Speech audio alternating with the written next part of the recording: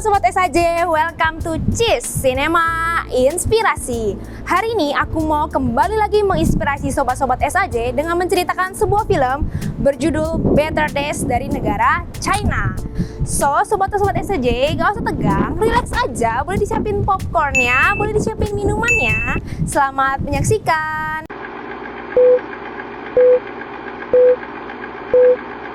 Jadi film ini menceritakan tentang seorang anak perempuan bernama Chen Yan yang duduk di bangku SMA. Nah, mereka ini lagi masa-masa persiapan untuk ujian gitu. Mungkin kalau di Indonesia kayak ujian nasional gitu lah ya. Dan ujian ini tuh sangat penting lah buat mereka. Nah, suatu saat salah satu anak di sekolah Chen Yan ini loncat gengs dari gedung sekolah dan meninggal di tempat. Semua murid tuh malah foto dan videoin si anaknya jatuh ini. Nah, si Chen Yan ini inisiatif lah buat tutupin tubuh anak ini pakai jaketnya dia. Karena tindakannya dia, si Chen Yan pun diinterogasi sama pihak kepolisian. Tapi Chen Yan memilih untuk diam geng saat itu, padahal dia tahu something nih. Jadi sebelum anak ini loncat, dia tuh sempet lah bilang sama Chen Yan, kenapa nggak ada satupun orang di sekolah ini tuh yang membela dia dan malah memilih untuk diam saat dia lagi dibully. Gara-gara tindakannya kemarin itu juga, Chen Yan pun jadi dibully sama satu geng ciwi-ciwi gitu deh. Sebenarnya kenapa dia dibully ya karena geng ciwi-ciwi ini itu takut kalau Chen Yan tuh bakal ngadu ke polisi kalau anak itu dibully lah sama geng ciwi-ciwi ini. Tuh kursi ya dikasih cat merah gitu.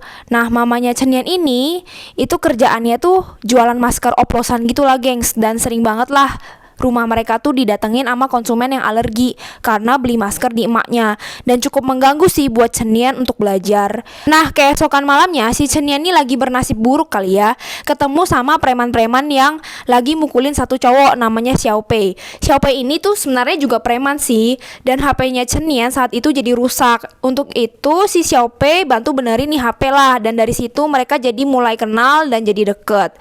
Nah, berita kalau emaknya Chen Yan ini tukang jualan masker oplosan itu menyebar gengs di sekolah. Tambahlah dibully dia. Semakin menjadi-jadi tuh pas pelajaran olahraga, gak ada yang mau main sama dia. Terus jadinya dia digebukin deh pakai bola sama grup ciwi-ciwi ini. Dia sempat melawan sih, tapi habis itu dia ditendang lah lagi biar jatuh dari tangga. Nah, saking gak tahannya, akhirnya Chen Yan pun ngadu perihal ini ke polisi.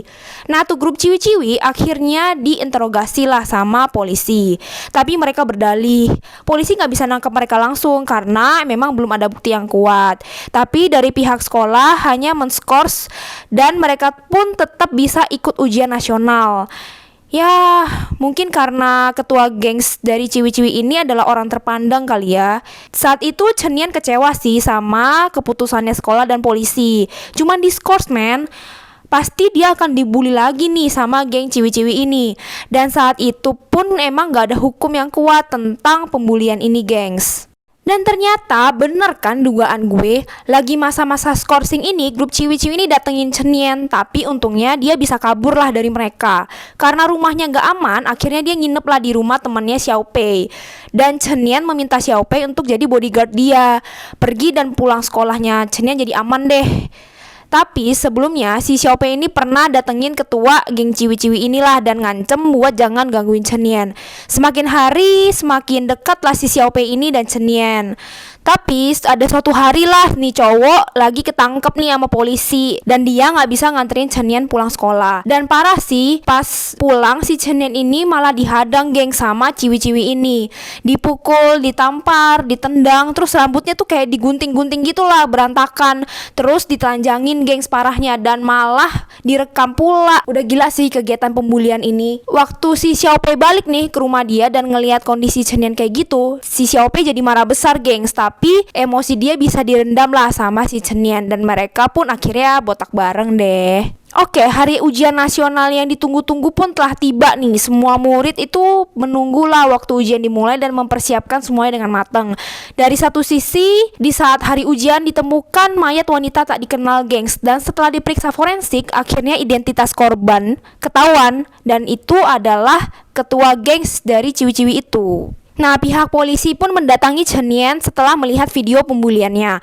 Dan Chen Yan pun menjadi tersangka utama. Padahal lagi ujian nasional ya gengs, kemana-mana si Chen Yan ini diikutin sama polisi.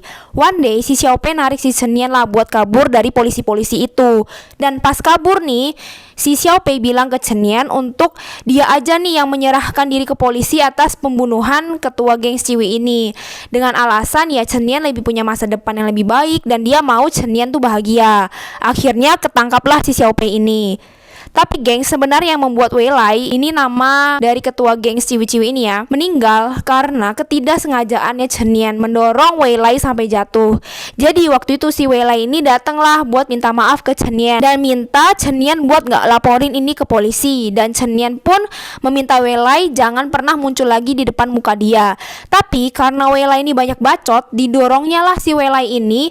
Dan kebetulan mereka nih lagi jalan di tangga gengs dan jatuhlah si Wei Lai ini.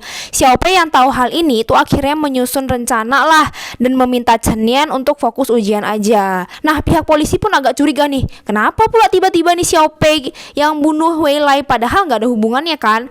Dan pada saat mereka diinterogasi bareng, mereka ini udah kayak stick gitulah sama rencana awal mereka dan kekeh sama permainan mereka. Karena gak ada bukti lain dan sudah ada pengakuan dari pembunuhnya, maka Chen Yan pun bebas. Chen Yan akhirnya lulus ujian nasional dengan nilai yang memuaskan.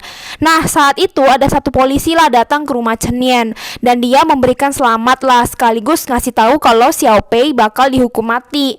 Sebenarnya ini tuh trik dari polisi lah untuk membuat Chen Yan mengaku. Dan karena nggak bisa menahannya lagi, si Chen Yan akhirnya menyerahkan diri gengs ke polisi. Film ini diakhiri dengan kondisi 4 tahun kemudian di mana Chen Yan menjadi guru bahasa Inggris di salah satu sekolah dasar. Dan seperti biasa gengs, dia pun kemana-mana ditemenin Xiaopei dari belakang. Nah, sobat-sobat SAJ, pembulian sering terjadilah di sekitar kita, terutama di lingkungan sekolah. Ini waktunya kita berani untuk speak up dan percaya sama hukum yang ada.